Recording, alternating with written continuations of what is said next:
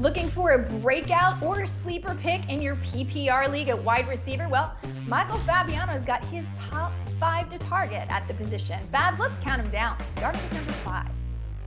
And let's start with Elijah Moore. I love this kid. Last year showed some flashes as a rookie, averaged nearly 13 fantasy points per game. I get it. The Jets drafted Garrett Wilson in the first round, but I think Moore is going to be the #1 option for Zach Wilson in the passing game, and you can get him as a wide receiver 3 right now. I am big on Elijah Moore. He certainly looked like Zach Wilson's favorite target last year. I don't see that changing. Moving on up to number 4. Who you got? Another wide receiver in the AFC East, and that's Gabe Davis. Right, no Emmanuel Sanders. He's going to be the #2 guy behind Stephon Diggs. The Bills' offense is going to be very explosive once again with Josh Allen under center. And Davis, I mean, if we learned anything from that postseason game last year against Kansas City, this kid can put up massive numbers at a moment's notice. I don't know that he's going to be one of the top 15 wide receivers in fantasy football this season, but you can draft him as a wide receiver 3, and maybe he'll end up being a top 20 player at that position. There's a lot of upside here.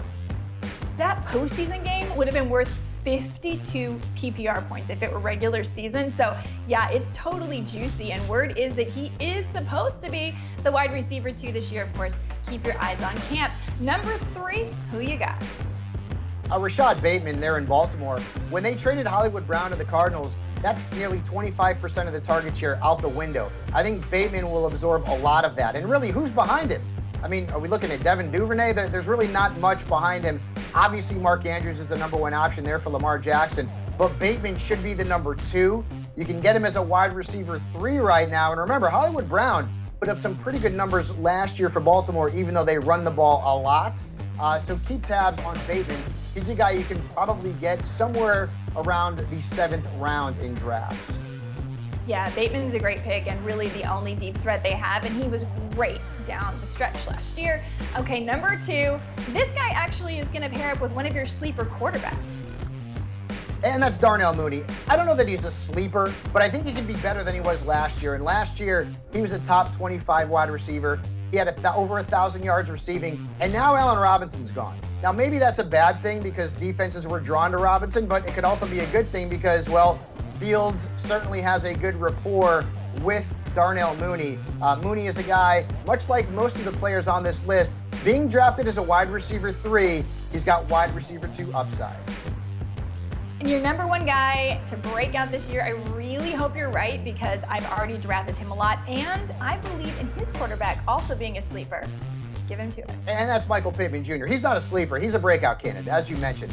He was the wide receiver 17 last year, and that was with Carson Wentz. Now he's got Matt Ryan, who we all agree is an upgrade at the quarterback position. I talked to Colts wide receivers coach Reggie Wayne recently, and when I asked him about Pittman, he basically said, this kid's going to eat. And I believe Reggie is going to be correct.